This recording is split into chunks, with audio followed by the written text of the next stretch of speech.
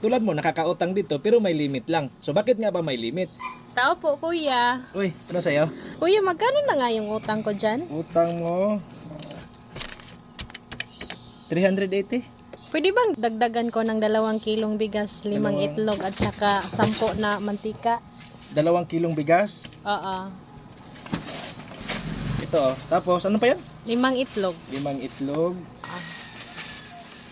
Ito oh. Bali, magkano lahat? Ano to lahat? 150. Tapos yung utang mo dito na 380.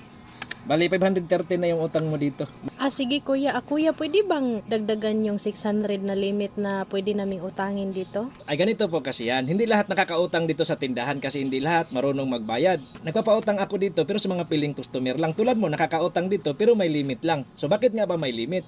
Kasi may mga tao magaling lang magbayad sa umpisa. Dadaanin ka sa mga mabulaklak na salita hanggang sa magkampanti ka na sa kanila, hanggang sa napanatag na yung loob mo sa kanila. Uutangan ka ng uutangan dahil walang limit. Ngayon pag malaki na yung utang, umiiwas na. Hindi na nagbabayad. Pagka sinisingil, nagagalit. Tapos sasabihin sa'yo, babayaran ka na lang daw pagka nagkapira na. Hanggang sa wala na. Lahat kasi yan napagdaanan ko na. Kaya pasalamat ka, isa ka sa mga taong pinagkatiwalaan ko na makautang dito kahit may limit.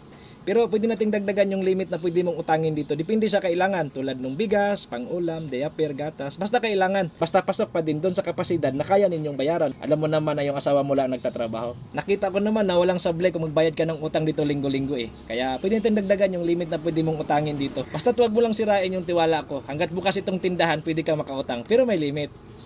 Ah, sige kuya. Salamat kuya. Sige, sige. Ngayon, alam mo na. Umuulan. Hiramin mo na itong payong. Ito ah. Sige, salamat kuya. Sige, sige. Salamat.